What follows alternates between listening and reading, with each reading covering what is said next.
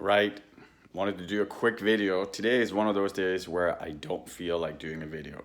You know how that is? There's just something you don't feel like, right? Today is one of those days where I would much rather just lie on a blanket, have some nice tea, and watch a movie all day long. But the reality is that I've committed to doing these videos for you. So here it is. So today I want to talk about that. Procrastination and limiting or self-conflicting thoughts.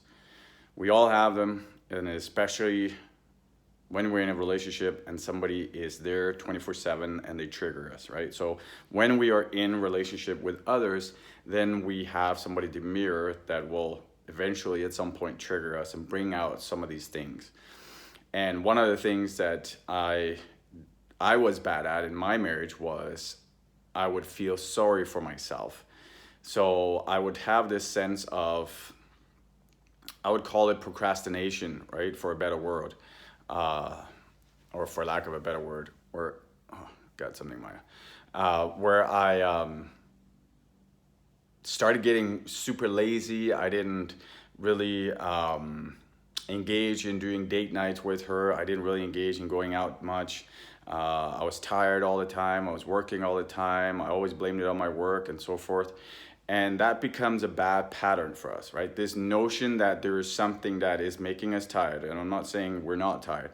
I'm just saying there's a time to be tired, and there's a time where we, man up, generate some energy, and then go be with our partner or our family so that we can actually spend time with them and that we can actually cultivate the relationship, right?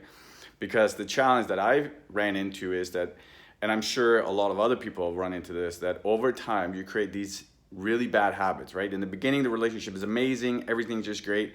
But then as time progresses, you get into these bad habits where you don't go on date nights, you don't feel inspired to do things that light her up anymore, buy flowers, be romantic, or surprise her, or go on a trip, or whatever it might be, have adventure, right?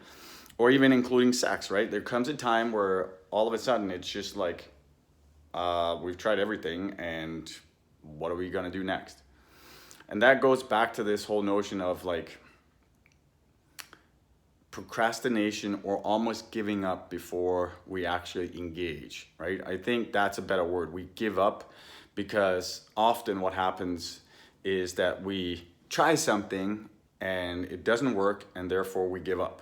So we stop doing, we stop trying, we start hunting, we start going into a habit of sedation. We start watching porn, we start doing things we shouldn't do, we start complaining, we start saying, well, my partner's not or my wife is not the one for me, she's always complaining, she's always nagging, she's always this, she's always that. But the question is, what have you actually done to inspire her and validate her in the first place? So as much as there's things that we don't want to do at times, just like I was like tired today, it's been a long day, but I've committed to sharing my knowledge and my wisdom with you guys. And because here's my why. Because I do not want you to fall into the same situation that I did and have to get a divorce. And even if you do get a divorce, I'm here waiting, supporting you. But there's so many things that could be done before you get to that point. So I hope that these videos serves the purpose of opening up the possibility for you to work on your marriage. And if it's too late, then let's work on you.